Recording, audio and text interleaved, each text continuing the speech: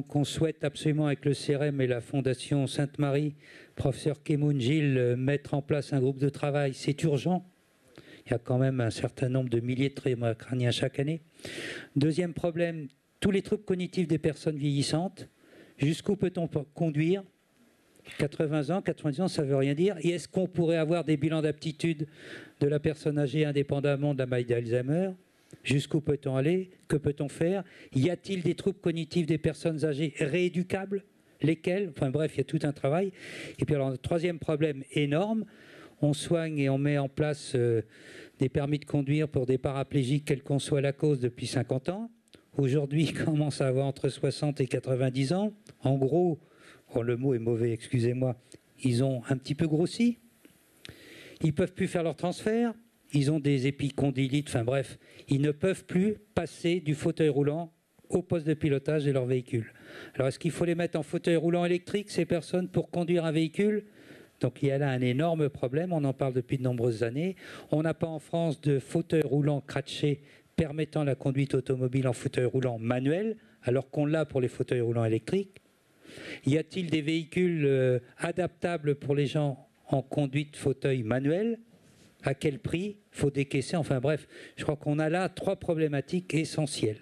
Je m'adresse à la sécurité routière, à ma collègue médecin, à tout le monde. Merci. Est-ce qu'il y a... Oui, oui, oui. Non, juste... Alors moi... Excusez-moi, sur les troubles cognitifs, le vieillissement, donc j'ai pas les solutions, hein, ça fait des années qu'on en parle. Ce qui apparaît quand même assez clair, c'est que de mettre, dans les réflexions qu'on a, de mettre un âge à partir duquel il faudrait faire des visites, enfin tout le monde est d'accord pour dire que ça ne paraît pas très intéressant.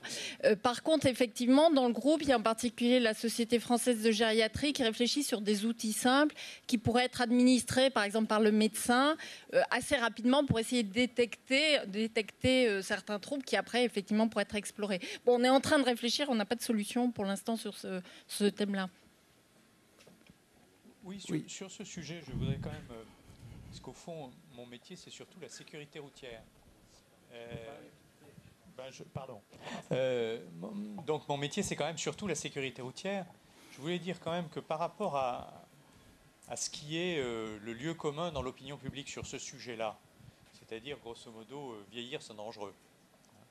Je voudrais dire que c'est contrebâti par les chiffres. Et que la réalité, c'est que ce qu'on constate, c'est que les personnes vieillissantes adaptent globalement, adaptent leur comportement de conduite à leur capacité. Et que nous n'avons pas de surmortalité des personnes âgées au volant. Donc, voilà, ça ne veut pas dire qu'il n'y a pas des problèmes individuels, mais globalement, ça n'est pas un sujet de sécurité routière. Je le dis parce que l'opinion publique pense le contraire. Alors que nous avons émergent un problème de sécurité routière des piétons âgés. C'est clair.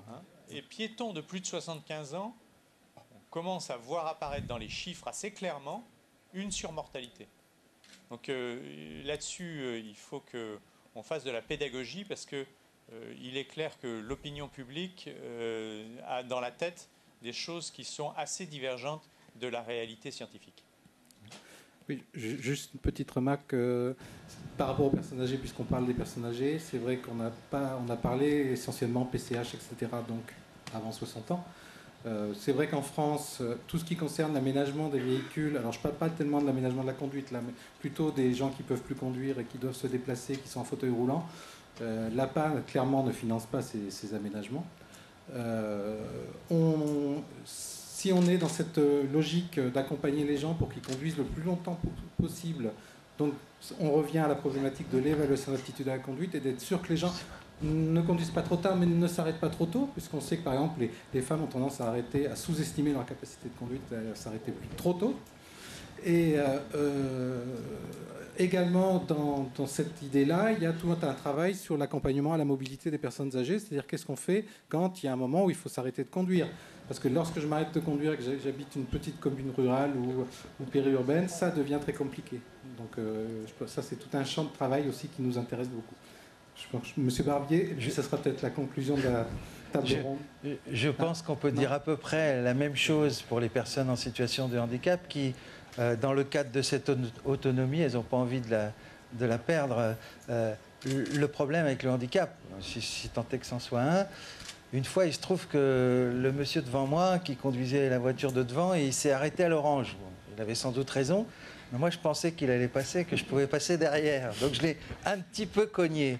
Et puis il est descendu de la voiture, il n'avait pas vu que j'étais en situation de handicap, il l'a vu, il a dit « Ah bah évidemment ». Voilà. Donc, c'est juste que je n'avais pas freiné. Bon. Ceci dit, je ne sais pas si je conduis bien, puisque quand nous partons en famille, il est traditionnel de demander aux enfants qui doivent conduire et qui disent toujours que c'est madame qui doit prendre le volant. Juste une dernière question là-haut. Malika, tu avais... Bonjour, Anne-Sophie de Matteo, ergothérapeute. Moi, j'avais deux questions par rapport à cette commission médicale quand il faut évaluer les troubles cognitifs notamment. Donc, il y a des médecins agréés. Et pourquoi il n'y aurait pas éventuellement dans le circuit, pour certains, des neuropsychologues agréés, parce qu'on parlait de la gratuité des visites, avoir accès peut-être parfois à un bilan en neuropsy, c'est pas forcément évident non plus pour les usagers. Et c'est parfois des choses qu'il faut évaluer précisément, notamment l'attention, des choses comme ça. Une réaction. Donc en fait, c'est des médecins généralistes, donc effectivement, c'est pas des spécialistes. Par contre, ils peuvent s'appuyer sur des avis de spécialistes en fonction de pathologie. Donc c'est le médecin qui doit en fonction de son premier bilan, quoi. Oui, il a un rôle de généraliste. D'ailleurs, ce sont des généralistes le plus souvent. Après, il doit faire appel à des spécialistes qui peuvent être assez variés. Hein. Oui. Ça dépend vraiment du problème qu'il trouve. La personne est dans un centre où il y a un neuropsychologue dans l'équipe, bon, pour le coup, ça s'est fait assez simplement, mais quand c'est hors circuit, hors cadre de centre de rééducation, ces choses-là, ça doit être forcément moins évident.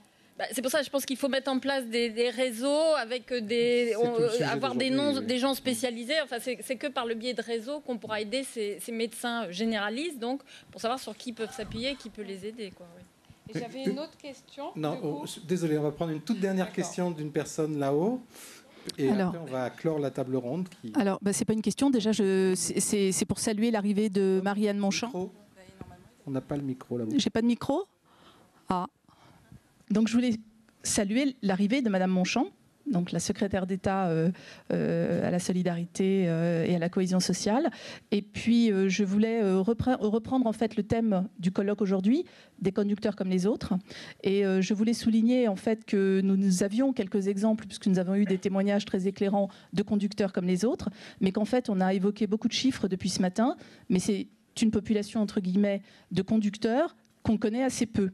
Donc l'idée de la seconde partie de la matinée était de pouvoir dégager en fait des pistes de travail. Moi j'en proposerai une, ce serait de pouvoir commanditer en fait à l'adresse une étude particulière sur les conducteurs, justement, ces conducteurs comme les autres, avec certaines particularités.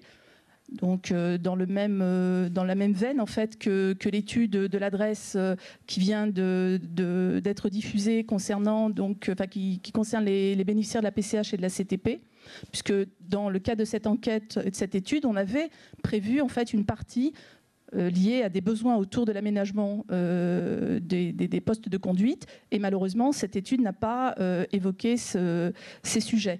Et puis on a également évoqué une seconde piste, en tout cas on fait une proposition dans le cadre de cette seconde partie de table ronde. C'est un sujet autour de l'homologation et des difficultés que vous avez soulevées, Monsieur Devigne, concernant, on l'a vu, et puis toutes les réactions de la salle sur ces compréhensions de réal, pas de réal, homologation, pas homologation. Donc puisqu'il s'agit d'une transposition d'une directive européenne, on vous propose en fait, dans le même cadre que le suivi de la Convention des Nations Unies, par exemple, concernant les personnes en situation de handicap, il y a un comité de suivi qui a été mis en place pour le suivi de cette convention, donc transposition de cette convention dans la législation interne. De la même manière, c'est une proposition que nous vous faisons, de pouvoir organiser en fait un comité de suivi pour suivre justement la transposition de cette directive européenne dans le droit français, et puis de manière plus générale, puisque ça pose vraiment comment dire, des questions qui sont vraiment très pratiques et très pragmatiques, et en particulier on a vu la question des équipementiers, pouvoir organiser un comité de suivi donc avec la présence du CEREM, puis d'autres acteurs qui sont concernés. Voilà. Oui, merci.